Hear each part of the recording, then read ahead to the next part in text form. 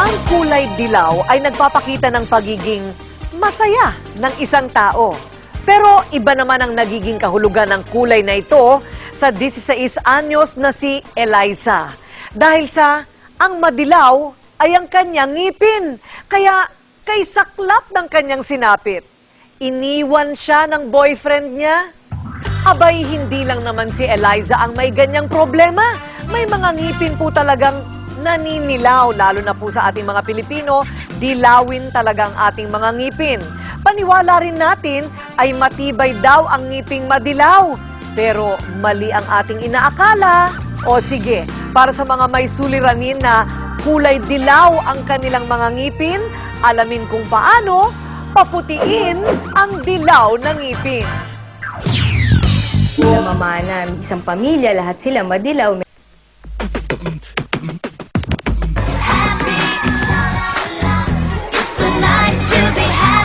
Malangiti raw ang mga Pinoy.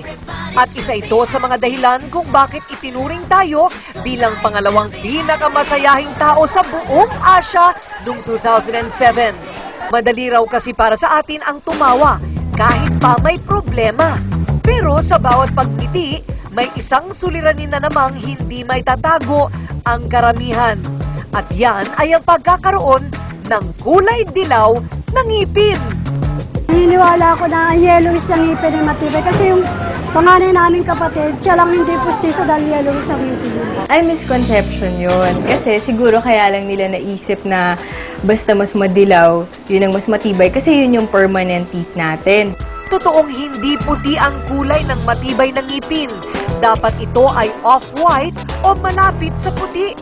Sa mga klinika ng inyong mga dentista, merong ganitong chart, ano?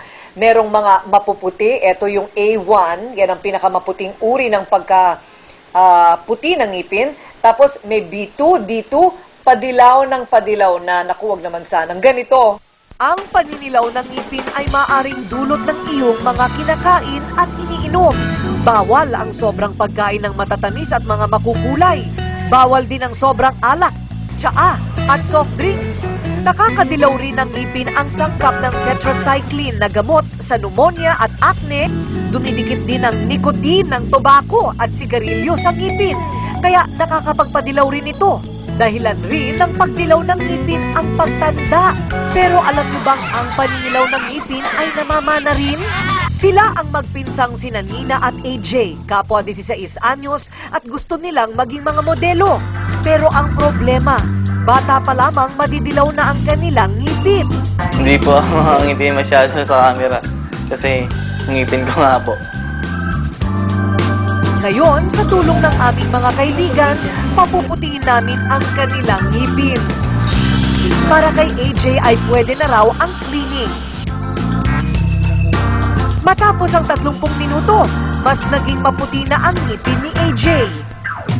Para naman sa mas madilaw na ngipin ni Nina, bleaching naman daw ang kailangan.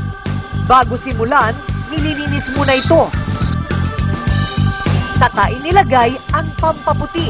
12 minuto itong ibababad sa blue light at 3 beses uulit-ulitin ang proseso. Sabi nila, yung may ibang uri ng ngipin na talagang dilaw, hindi na nape-penetrate ng bleach. Yung ano niya, yung pagputi niya will depend talaga dun sa tao. Puputi pa rin, magre-react, pero syempre, merong mas maputi, merong konti puti. So, sometimes we have to repeat the process after some time. Okay. At ito na ngayon ang produkto. Kanina, ganito ang ngipin ni Ninya. Ngayon, pagkatapos ng bleaching process, naging A2. Ang laki ng ipinuti ng kanyang ngipin. Bukod sa bleaching, pwede ring palitan ang panlabas na balot ng ngipin gamit ang tinatawag na veneers. Mabilis ang resulta nito. Pero tulad ng bleaching ay may kamahalan din. Kung walang pera, pwede namang gumamit ng alternatibong pampaputi. Ang kailangan mo lang ay baking soda o asin habang nagsisipilyo. Ginamit mo siya ng puro, tapos araw-araw nagkakakos ng tinatawag na abrasion, tapos pangingilo.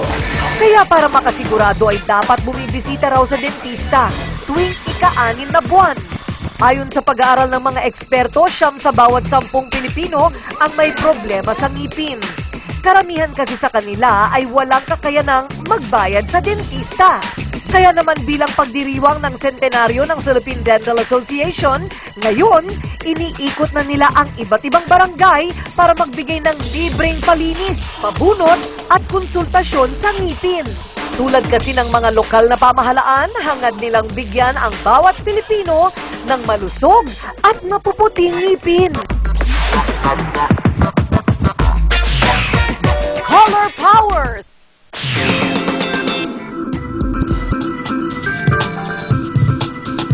Gulay ang nagbibigay ng buhay sa ating pananamit, lalo na ngayong gising na gising ang haring araw sa panahon ng summer.